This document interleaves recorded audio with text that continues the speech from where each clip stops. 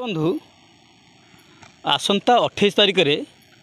जो गोमांस बोझे गाड़ी जाइए से गाड़ी की स्थानीय लोके जहाँ सूचना अनुसार निया नहीं आम जो बोईत बंदा ब्रिज निकट में गोमांस गाड़ी भारसाम हरैकी रास्ता कर पड़ी से ब्रिज निकट में बर्तमान आम आसिक जीरो ग्राउंड आसी पहुँचू देखु ये है से बोईत बंगा ब्रिज सेतु यही सेतु जो जाइए करे आमर गोमांस बोझे गाड़ी ये पहुँचीला आम सहित अच्छा गो सुरक्षा बाहिनी राज्य सभापति सुरेश कुमार पंडा तांको सहित आम सीधा सड़क आलोचना करवा। विश्व गो सुरक्षा बाहिनी राज्य सभापति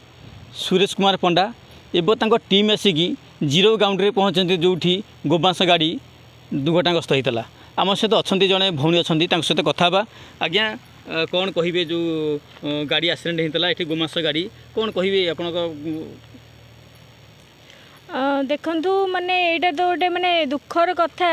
कि माने आमर जे माँ तांकु माने किभଳି हत्या करे जे तांको मांस को चालान करा जाउची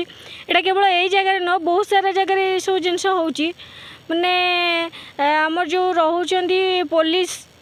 तांकर जो कार्य रहउची कोन से माने दोषी को प्रश्रय दउचंदी कौन पुलिस कार्यानुष्ठान होनी कौन पे नौनी सेटा तो सेमाने ही जानी कारण सरकार से सब व्यवस्था कर घर दौची से सैलरी दौची से समस्त कार्य जहाँ जहाँ दरकार से सबू सरकार जोगाऊँ किंतु से पैसार अभावटा कौटी रोचे से जहाँ फल कंसेई ठार पैसा नौ माने आम माँ को से चालाण कर एटा माने सुनला पर तो माने से मु कहया चाहूँ कि माने से पुलिस को कौन दरकार पड़े से एक्चुअली सेठू बहिष्कार कर देवा कथा।